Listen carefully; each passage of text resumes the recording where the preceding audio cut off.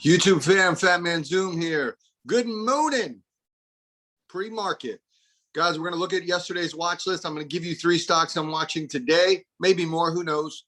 See how wild I get.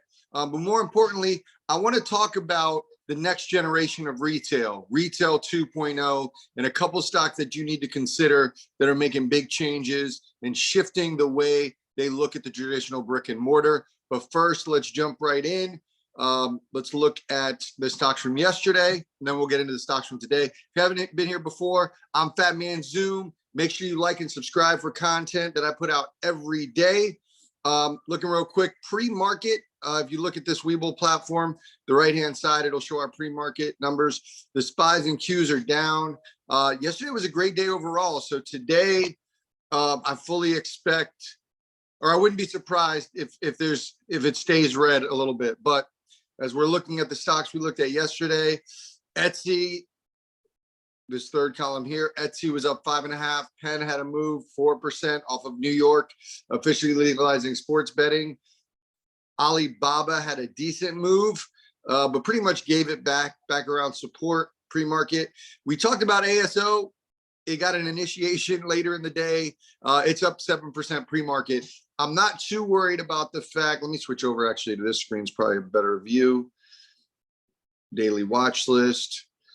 So ASO, as far as that's concerned, looking here on the daily, we discussed it needed a pullback. So I'm not surprised it was red yesterday, up 6% pre-market. This thing may continue to roll.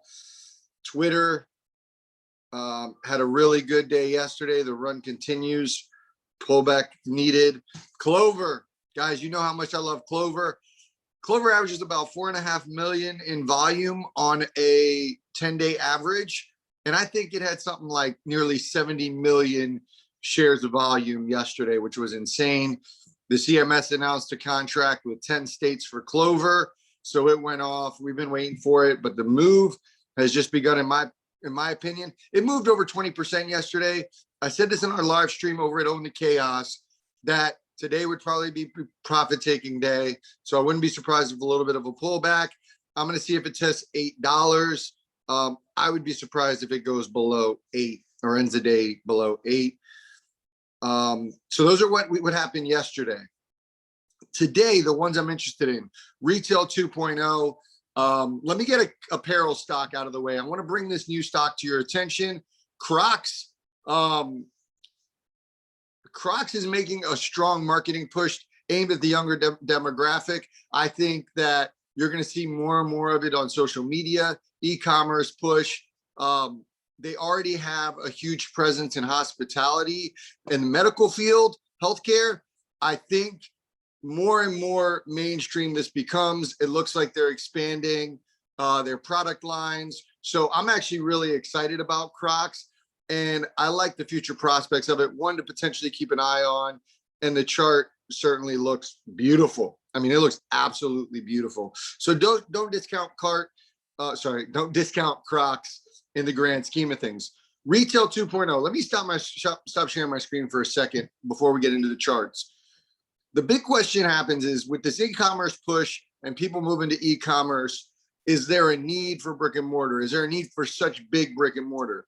Well, Dick's and Target are saying yes, and they're doubling down on it. And I don't necessarily disagree. What I think, though, is we have to look at brick and mortar differently, and what's the space going to be like. And I think Retail 2.0 is going to be experiential. I think it's going to be an experience that you go in, and it's not just, hey, look at clothes and that's it.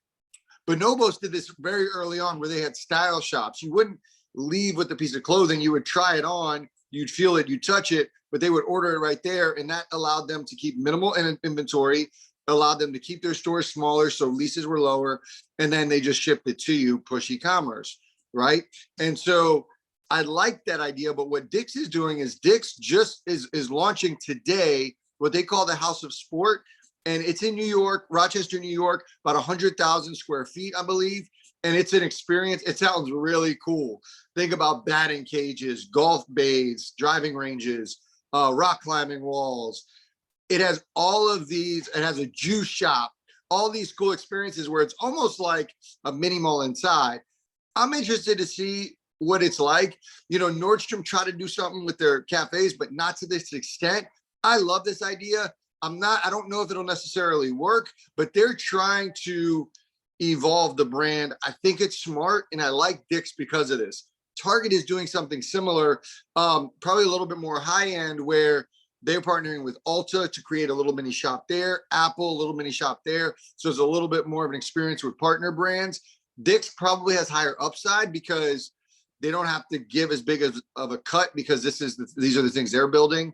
But I like where both their heads at. And I think this is the trend that you're going to see for these bigger merchants as we move forward and we see the evolution of commerce. Not to mention, Dick's has an outdoor track and field. And what they plan on doing is not only allowing people to test out their products, but they can also use it as another revenue source where people can rent out the spaces. So I love this idea, guys. Keep an eye on it. Let's look at the charts. I mean, they're both looking really nice. If we look at Dick's is testing all-time highs.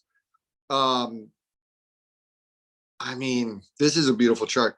From a technical perspective, I would be patient with this, see if it could come down to $75. Not sure if it'll happen right now or not. But certainly if it gets below 80, worth keeping an eye on. Target has been an absolute monster, both decent dividends, dividend plays as well. So there's a little icing on the cake.